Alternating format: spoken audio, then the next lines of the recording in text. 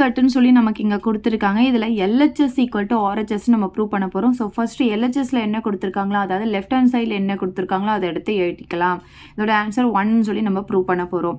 சரி, ஃபஸ்ட்டு என்ன பண்ண போகிறோம்னா, இது எல்லாமே சைனு காசு வர மாதிரி மாற்ற போகிறோம். ஸோ ஃபஸ்ட்டு கொசிக்கனை வந்து எப்படி எழுதலாம்னா 1/sin எழுதலாம்.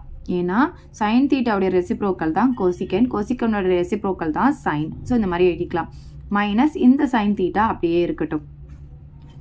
இப்போ அதே மாதிரி இப்போ இங்கே காசு இருக்கு இல்லையா, அப்போ இதுவும் நம்ம காசு வர மாதிரி மாற்றிக்கலாம். சீக்கன் தீட்டாவை எப்படி எழுதலாம்னா 1/cos தீட்டான்னு எழுதிக்கலாம், மைனஸ் காஸ் தீட்டான்னு எழுதிக்கலாம். அதே மாதிரி tan தீட்டாவை எப்படி எழுதலாம்னா சைன் தீட்டா பை காஸ் தீட்டான்னு எழுதலாம். ப்ளஸ் காட் தீட்டாவை எப்படி எழுதலாம்னா காஸ் தீட்டா பை சைன் தீட்டான்னு எழுதலாம். ஸோ எல்லாமே சைன் காசு வர மாதிரி சேஞ்ச் பண்ணிக்கோங்க. இப்போ ஒவ்வொன்றுத்துக்கும் தனித்தனியாக எல்சிஎம் எடுக்கணும். இதுக்கு தனியாக, இதுக்கு தனியாக, இதுக்கு தனியாக. ஸோ இதுக்கு எல்சிஎம் எடுக்கும்போது என்னாகும், இங்கே பை 1 இருக்கிறதா அர்த்தம். அப்போ என்னாகும், நமக்கு சைன் தீட்டா கிடைக்கும். கிராஸ் மல்டிபிகேஷன் பண்ண போகிறோம். 1 × 1 வந்து 1ன்னு வரும். இந்த மைனஸ் அப்படியே போட்டுக்கலாம். சைன் தீட்டா × சைன் தீட்டா பார்த்தீங்கன்னா சைன் ஸ்கொயர் தீட்டான்னு கிடைக்கும். இப்போ அதே மாதிரி இதுக்கும் இங்கே பை 1 இருக்கிறதா அர்த்தம். இப்போ எல்சிஎம் பார்த்தீங்கன்னா நமக்கு காஸ் தீட்டான்னு கிடைக்கும். இதுவும் கிராஸ் மல்டிபிகேஷன் பண்ண போகிறோம். 1 × 1 வந்து 1ன்னு வரும். மைனஸ் காஸ் × காஸ் பார்த்தீங்கன்னா காஸ் ஸ்கொயர் தீட்டான்னு கிடைக்கும்.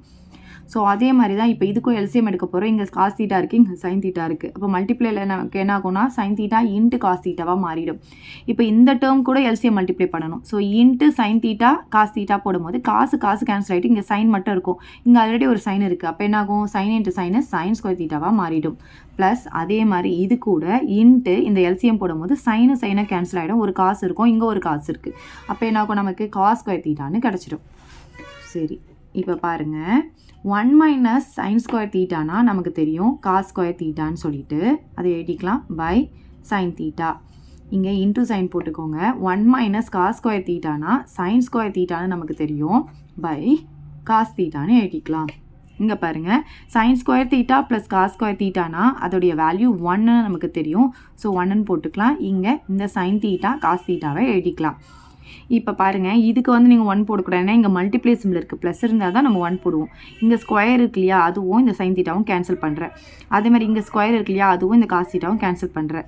அப்புறம் இந்த சைன் தீட்டாக்கு இந்த சைன் தீட்டாவும், இந்த காஸ் தீட்டாவுக்கு இந்த காஸ் தீட்டாவும், ஏன்னா எல்லாமே மல்டிப்ளேயில் இருக்குது. அப்போ நமக்கு என்ன இருக்குது, 1 தான் இருக்குது. ஆன்சர் என்ன இருக்குது, 1. அதுதான் நம்ம ப்ரூவ் பண்ணணும். RHSல ப்ரூவ் பண்ணியாச்சு. ஈக்குவல் டு RHS அப்படின்னு போட்டுக்கலாம். Therefore LHS equal to RHS அப்படின்னு எழுதிக்கலாம்.